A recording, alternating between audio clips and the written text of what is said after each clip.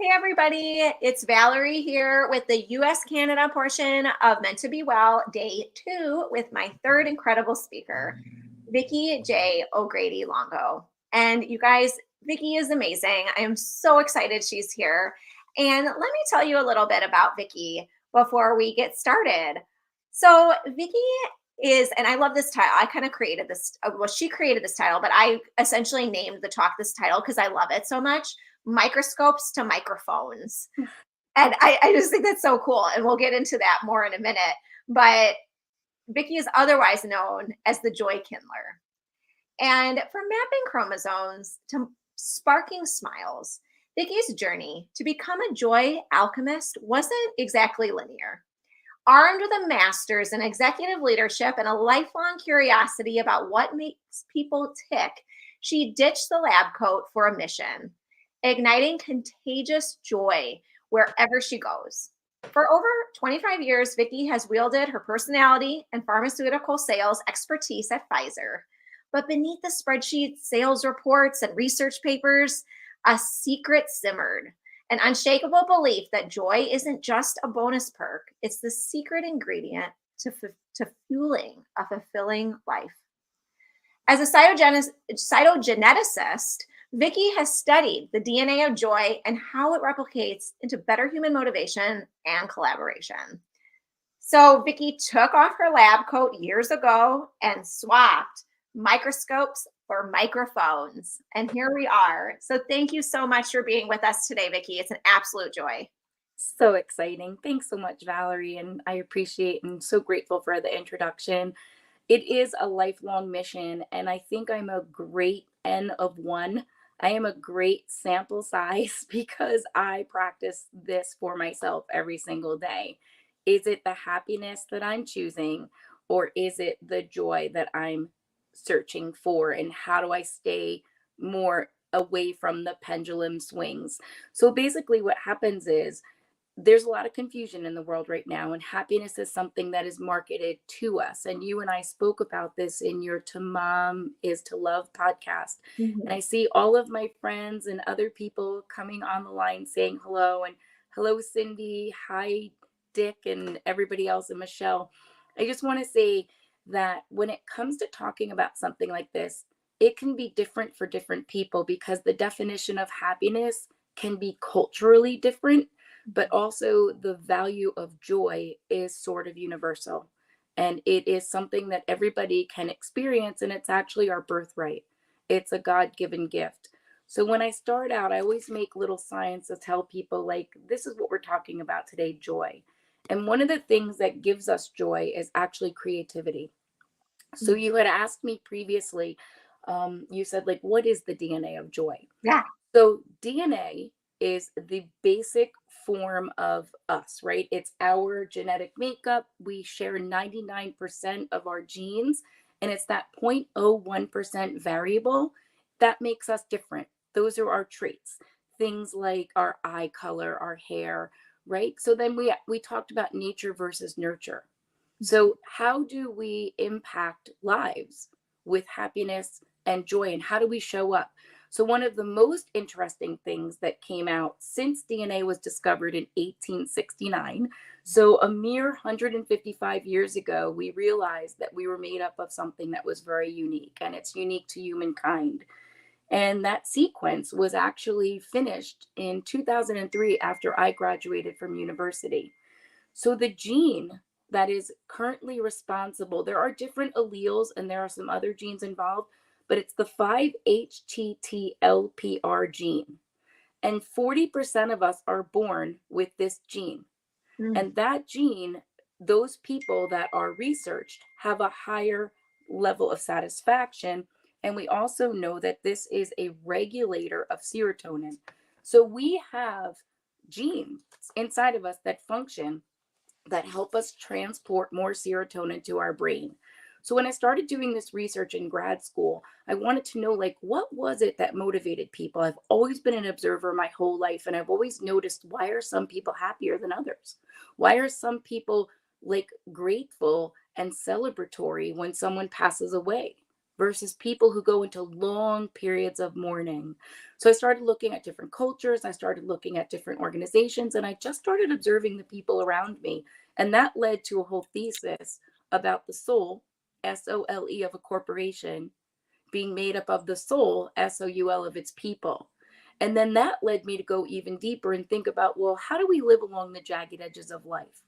Why is it that some of us are very jagged and we need our edges sanded and we're kind of always depressed and blue and unhappy? And what is it that we are sorting for? So basically, if serotonin production starts in our stomach, why, as a universal global group of physicians and healthcare providers, are we not looking at nutrition as the first line of defense for happiness and joy? Because serotonin starts in the stomach. And what the world has done is we've responded to anxiety and depression and malaise and lethargy from a pharmaceutical outlook, whereas we should actually be going back to the basics and taking a look at what are the things that bring people joy? What are the things that people say make them happy? And why are we not worrying about what we're eating? Because a long time ago, somebody said to me when I was in a Weight Watchers program that it's not what you're eating, it's what's eating you. Mm. So there are so many different things that impact our happiness. So there are variants when it comes to the genetics of joy and happiness. And some people have a long variant and some people have a short variant. And the longer variant is the one that's actually more efficient in bringing serotonin release and recycling up to the brain. And I guess that's where the SSRIs come from, right? So we look at the serotonin reuptake inhibitors. So people with the L allele report that they have 8% higher life satisfaction than others. And people with two alleles have a 17% higher life satisfaction. So then we get into the whole nature versus nurture. So am I a happier person and do I sort for joy because I was born with the allele? Or have I been nurtured? Has my childhood upbringing, has my spiritual beliefs, have my environment, my home life, my academic education, my things that I'm exposed to, has that increased my body's ability to reproduce the genetics of joy inside of me that I've also taken on behaviorally? Mm. So, I mean, I can study as much as I want and we can talk about this for hours because this is just one piece of it. So, what I did was I made my own DNA helixes. So, this Ooh. is something that I worked on in grad school. And basically, I tried to think about what are the outcomes of living jagged. So, when I say we live along the jagged edges of life, for me, that stands for joy, abundance, grace, and gratitude with empathy and determination every day. So, how do you wake up in the morning and start to be living jagged? So, I took a look at values. What does the value of gratitude produce in a person? What is the outcome from a person who's living gratefully? And then I just put them across because there are how many billion? There are 3 million base pairs of DNA. Wow. And like I said earlier, we all share 99.9% of those. So I was thinking about if you are nurtured to have thankfulness, to be raised by parents who provide you motivation, somebody inspires you, you have values, you have belonging, gratitude, joyfulness, beliefs, collaboration, you're gifted with empathy and hope. How does that show up in your life? It shows up as celebration, opportunity, encouragement, strength, peace, graciousness, examples, attractive, meaning you attract like attracts like, remarkability, community, legacy, listening. So, what I love about this is it's this equals that. It's and or. So, you can be happy, but you don't necessarily have to have joy because happiness is fleeting. Happiness, they say that, how does it go? I read something once that happiness is solid and joy is liquid. Mm. So J.D. Salinger, who is like the father of positive psychology and some work, he basically said that when you think about your happiness, it's usually things that are tangible. You're driving down the street and you see the golden arches and you're hungry and you want to go to McDonald's and you go through the drive-through and you get your meal and you eat it and all of a sudden you feel satisfied. But 2 hours later, you have upset stomach and indigestion because maybe you ate fast, or maybe the components of the food weren't good enough for you. So then you have no joy. So happiness are the things that we look for. It's the jeans we buy, the car we drive, the clothes we wear, the home, right? It's all the stuff. And it's been marketed to us. Happiness has been hijacked because we as people are now getting our serotonin and our dopamine and our hits off of social media, believing that, oh, I'm only happy if I'm looking at the next best thing that somebody else has or something that somebody else is doing. So if 50% of happiness is set at birth and 10% is determined by our life circumstances, is it beyond our control? So does this mean that 40% of my happiness is cultivated through intentional activity, mental and behavioral strategies to increase my joy? Or have I bought into something that somebody else is telling me should make me joyful? So I'm going on and on, Val. What do you think? Oh, I think that's spot on. I love how you said that in our podcast too, when we were talking about just happiness being a marketed thing, and that we're always being like looking for the next thing, the engagement ring, the wedding, the baby, all of that stuff.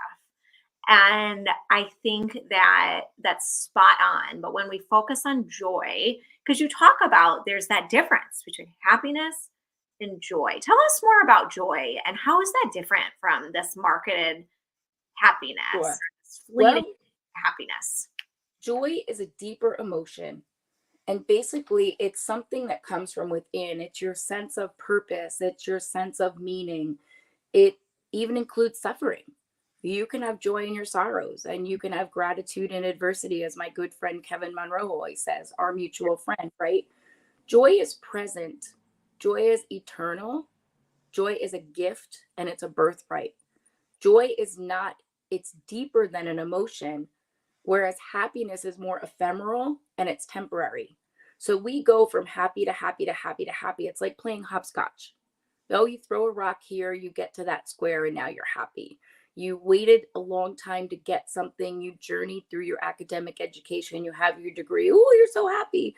Then you get your first job and you're not so happy because it's not the boss that you wanted to work for, or the circumstances, the pay isn't equivalent to the job. You name it. Like, we could just talk for 15 minutes just about what happiness feels and looks like, and then what joy feels and looks like. So Yeah. the difference between the two is that with happiness, there is no duration. So I like to talk about duration, source, sustainability, and connection. For me, the major link to joy is it's being in a state of remembering, connecting, and celebrating life. So we all want to be remembered, we all want to be connected, and we all want to be celebrated. So if you think about living your life from your legacy, if you think about living your life from your eulogy, and you actually write what you want people to say about you at the end of your life, that will change your actions, and that will change how you determine whether you're sorting for joy or whether you're sorting for happiness. So when we talk about the duration of happiness, we know it fleets, right? We know that it's triggered by a specific event, where joy is that more enduring state of being. And then when we talk about our source of happiness, we know that it's an outward expression, because it's things that we feel when we get that new decoration, or the Christmas tree is done, or we go to Shabbat dinner on Friday night, or we get to go to church. Whatever that is, it's the moment, right? And joy is more of an inner state of being. It's sort of like this hum, the hum beneath you. And sustainability, happiness can be fickle, because you might have bought that Coach bag or that Louis Vuitton suitcase or that something right now, but guess what happens? Next month, it's not the newest. It's not the shiny apple anymore. And somebody now took your happiness away because you need to go get the Dooney and Bork, or you need to go get the Gucci, or, oh, your sunglasses are out of style, because everything changes because it's marketed to us. So joy does not depend on our external circumstances. Joy depends on our connection to other people, because joy connects heart to heart, and joy connects soul to soul, and joy brings out your soul song. and it's your purpose for being here in life. And joy allows moms to mom without having to sign up 4 years in advance for the best preschool. And joy allows us to not put our children into all those activities so that they can be busy, so that as parents, we can stand on the sidelines and cheer for them. No, we need to be on our knees in our houses, looking into our children's eyes and building in them confidence and courage and stick to itiveness and being proud of themselves for doing a good job. So some say that joy is something you choose. And that's my tagline. I say that we choose joy because you can choose anger. You can choose all the D words. You can choose disappointment. You can choose despair. You can choose discouragement, or you can choose encouragement, and you can be an encourager. The study of emotions is still emerging, and I find it so interesting. But scientists tend to use joy and happiness and positivity interchangeably. But the more that we look at the science of epigenetics, which is my big thing, which I love, we can see that there are determinants that change how you can make decisions to be more content in your life. And that's what I say to young moms all the time, Valerie. I always say, if you're going to do something good for your children, don't teach them how to be happy. Teach them how to be content, because that needs to be present in our own life as adults. Because our children aren't living what we're telling them, they're living what we're showing them. And we're showing them that the new car matters. We're showing them that the bigger house matters. We're showing them that the clothes we wear are more important than sitting in the backyard in sweatsuits, not going to a soccer game at 7 a.m. on a Sunday morning on Mother's Day. So I think that we have a whole generation of kids that are confused because they're not really sure what makes them happy. And they're watching everybody else tell them what it means to be happy as an influencer on social media. And that's what they're striving for. I don't remember where I read it, but recently a research project came out where they asked kids at like 15 to 18 years old what they wanted to be. Mm-hmm. And they all said they wanted to be influencers. Mm-hmm. They wanted to be on social media. Yep. Yep. I think that's so eye-opening. And I love, Vicki, how you say, and I recently heard of this concept from you of JOMO as opposed to FOMO. Yes. About that. The joy of missing out. Yeah. Because you don't want to induce the fear. And actually, it's made me pivot with my own social media presence. For the last month, I've been traveling, and I actually stopped posting every day on LinkedIn and across my social media platforms, because as a keynote speaker on joy and somebody who comes into corporations and into women's groups and wherever I speak about Live and Jagged, I wondered, I'm telling people how important joy is, but I'm posting my amazing vacation.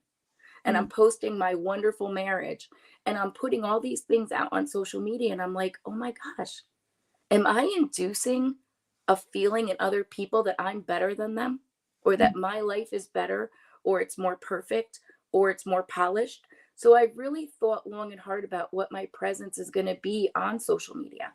And I'm taking a little bit of a rest, because I don't want to be the cause of somebody scrolling and me telling them to have a brighter world and to have more food for their soul, or to live in an abundant state and energize and motivate and pause for gratitude, when I'm trying to help them have life-changing events, but I'm not changing their life because I'm showing them a lifestyle that looks perfected.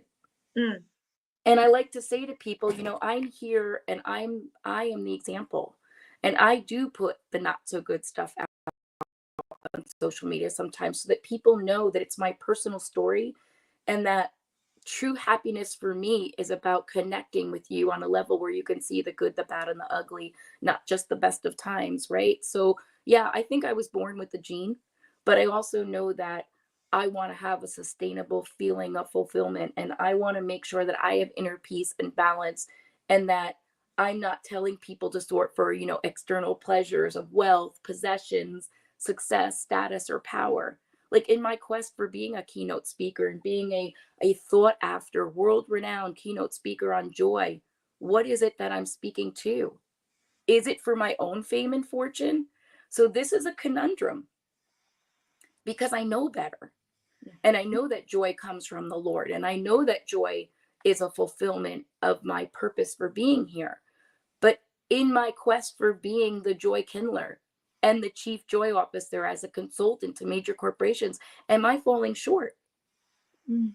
Because I'm looking for a status, right? I'm looking for opportunities, and that elevates me. So in Mm. doing that, do I create fear in other people that they can't have this kind of joy? So Mm. that's my conviction today, because I want to make sure that I'm balanced, and that perhaps as people consider the definition of happiness and joy, I want to make sure that it's evoked by well-being, that it's evoked by their own personal success and purpose, by their possession of what they desire in a form of contentment, but not just running after the next thing that I'm telling you to do. Like, sometimes I say, oh, joy is found in nature. What if you live in a city and you Mm. can't get to a park? Mm. Does that mean you can't have joy? No, it means go to your rooftop. If you're in New York City, go to Central Park, right? Because the most important part about joy is that it boosts our immune systems, and that it fights off stress and pain, and it improves our chance of living a longer life, which is all why we're here. We want to live, right? So joy is defined as a greater sense of happiness, if you want to define it that way, and ultimate pleasure. Mm. So what does it mean to be pleased? Like, really think about that. What pleases you? Does it please you to say yes to everybody and everything so that you can't get to your best yeses? Or does joy allow you to take a pause when you're asked to make the cupcakes? And then 6 o'clock in the morning, the day of the cupcake delivery, you're running around trying to find a grocery store that's open to get the cake mix because you didn't even make, it's like, I don't know why we do this to ourselves. But I think that the whole purpose is to just know what the importance of joy is to you. And joy is an innate desire of human beings, and it's much more attainable than our society makes it out to be. I wrote that true happiness involves a sustainable feeling of fulfillment, inner peace, and balance, rather than temporary results of having people like you based on external pleasures such as wealth, possessions, success, status, or power. So I think that we have sold ourselves short as women, and I think we've chosen environments that don't necessarily bring us joy. I don't think we have quiet places anymore. I don't think we get away enough to hear our own selves think. We have social pressures from families. We have social pressures from jobs that overwhelm the influences of what make us up. So I think it's time for a reboot. And just like we can turn off, we need to actually have times that we're untethered. My tech free time zone is from 7 p.m. to 7 a.m. And I try to limit myself on the weekends, and I try to live what I preach. And I'm so happy for the people who call me out on it. When I post on a Saturday, they're like, oh, you said you weren't going to be on your computer today. I know. But there's a sunny side of life. And the sunny side of life is to just find the rain showers and let your kids jump in the puddles and get wet and muddy and dirty, Valerie, right? Oh, I love that. Yes, yes. And that's what I want to tell everyone as well. Because Vicki, the first day I spoke with her, she told me about all this joy. And I don't think I was born with that allele. Like, it's just not as easy for me. But a lot of it has been learning from people like you, from people that exude this in my life. And so I really thought about it that day. And it was a clear blue sky when I was picking up my kids from school. We were walking home, we live close to the school, and it just started raining, like pouring down rain, a sun shower. And I saw a lot of people upset because they're getting soaking wet. I'm like, I remember what Vicki said today, and I'm going to choose joy.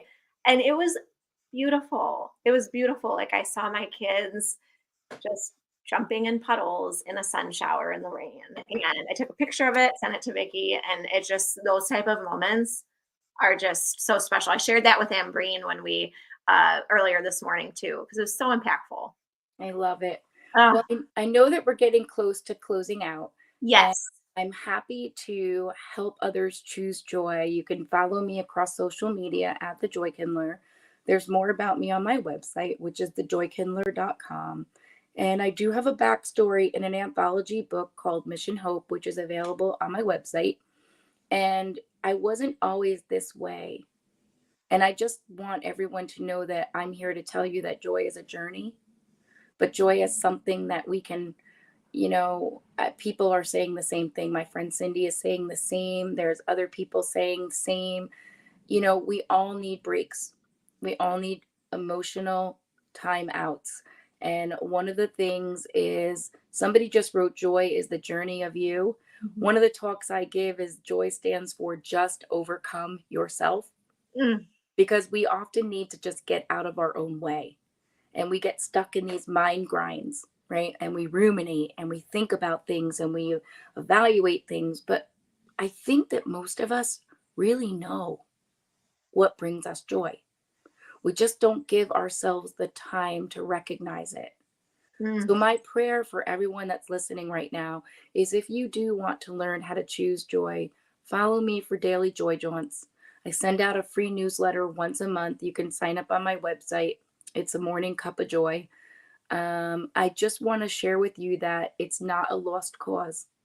And even if your genetics have been suppressed so much that you don't feel anything right now, I want you to know that before I came on, I prayed that the right people would hear this message, and that the world would know that you can choose well being and you can choose to impact your mental health. Even if you are on medication, you can still do things that help your own body build its own restorative power to choose joy. I love that, Vicki. Well, Vicki, as we wrap up here, I feel like I can speak with you all day. We are going to actually be having more of you at 3 o'clock p.m. Central Time, which is where I am, but also 4 o'clock p.m. Eastern Time, where Vicki is, as well as 1 o'clock p.m. Pacific. So be sure to join us then when Vicki shares more about joy with us. And thank you so much, Vicki. I truly appreciate you. And thank you for everyone who is making comments and making this such a great interactive conversation. Love to you all. Thank you. We'll be back for Word of the Year and Vision Board conversations. Amazing. Super excited for that. All right. See you soon.